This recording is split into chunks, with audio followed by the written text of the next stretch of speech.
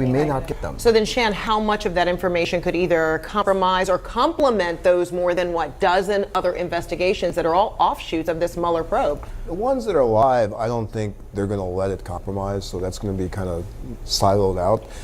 To Gloria's point, I think it's really important we keep reminding folks of the difference between a criminal investigation and congressional investigations.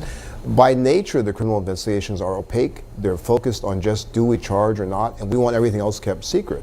And it's just the opposite with Congress. We want to let in a lot of sunlight, and hence that's why it's going to be such a battle royale between these two motives. Because Mueller, I think, Gloria, you're right, he is conscious of that, but he would not have undertaken it with the idea of I'm writing this public report. He undertook it as I got a mission to investigate. If I charge, I charge. And so the whole question of what comes out, the underlying information, executive privilege being asserted over what the president may have been saying in the White House, that's classic deliberative process, which normally you'd say, oh, no brainer, it's privileged, but there's obstruction. So does he say, in your opinion, this is why I'm not charging?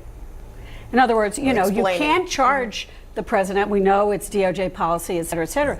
So does he say, I'm not charging because it's DOJ policy, or I'm not charging because it's not there? I wasn't going to, I didn't have the goods. Yeah. Right. I don't think he's going to draw that conclusion. I think he's going to lay out what the evidence is and a conclusion not charging. I don't think he's going to say because we thought this wasn't, he didn't really mean it when he said, I want to get rid of Comey, for example. I don't think he's going to get into that. I think it's just going to be the witnesses, the documents, and then a conclusion we're not charging.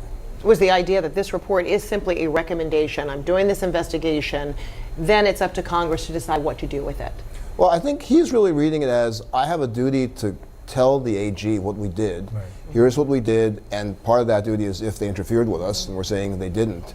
Past that, I think he thinks mission accomplished. And I think, when people talk about recommendations, you're immediately back in sort of FBI James Comey land, and nobody liked the way that went down, where James Comey's out there saying we're not going to prosecute her, but we think she acted very recklessly, and here are all the things she did wrong. I mean, that's the sort of territory that Mueller could get in if he did make a recommendation.